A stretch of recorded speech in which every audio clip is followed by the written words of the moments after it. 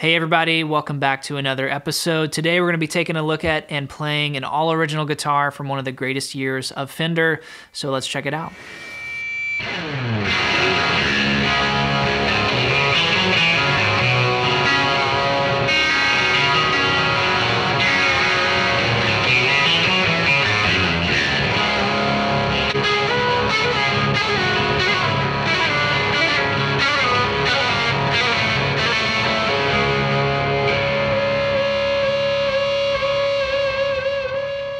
So here we have a brown Tolex Fender case. This usually means early 1960s with the red interior as well.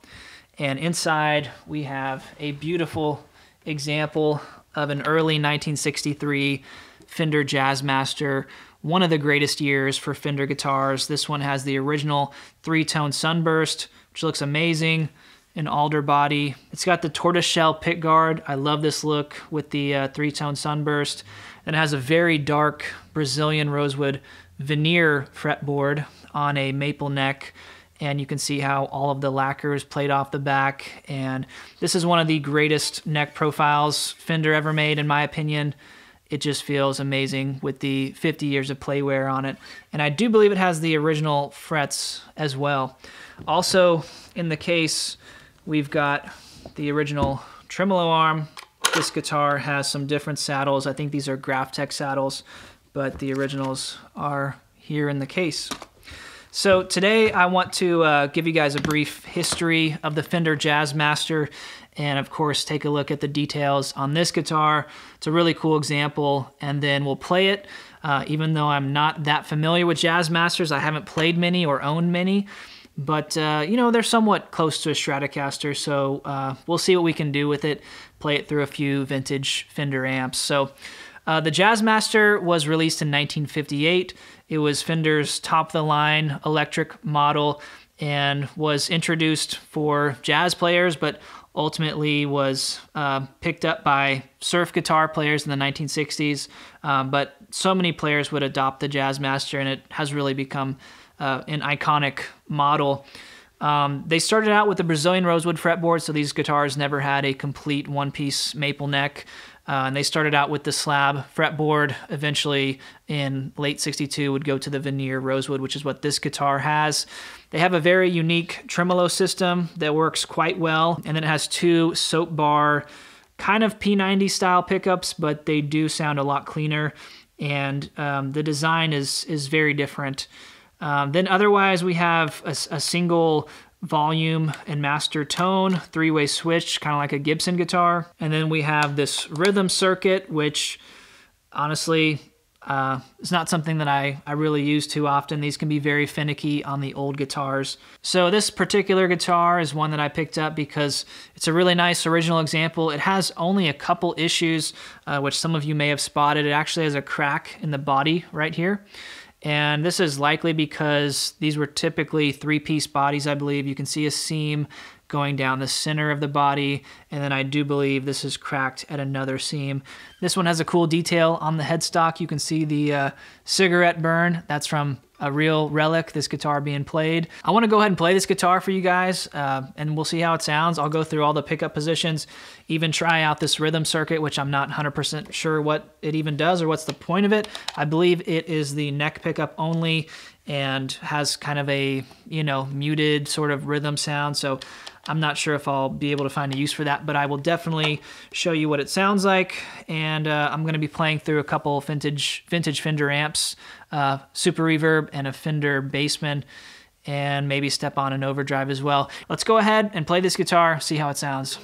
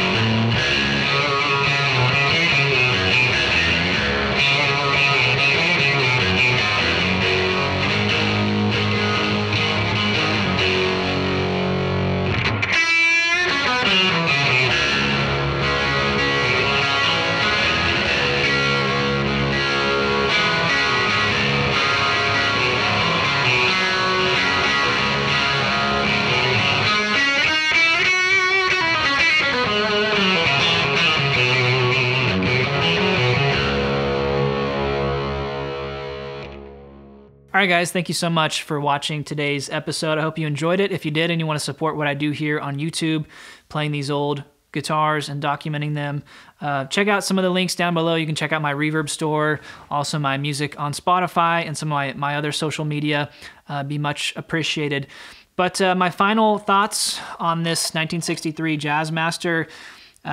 Like I said, I've only had, I think, only one other Jazzmaster, and it was a really cool guitar, but I never really connected with these. I think the Strat is really the guitar for me, as much as I tried to find, you know, other guitars. I do love my Les Paul as well, but sometimes it fights me in a good way, really, and it has a unique, different sound. But this guitar is very fun to play. The tremolo sounds amazing.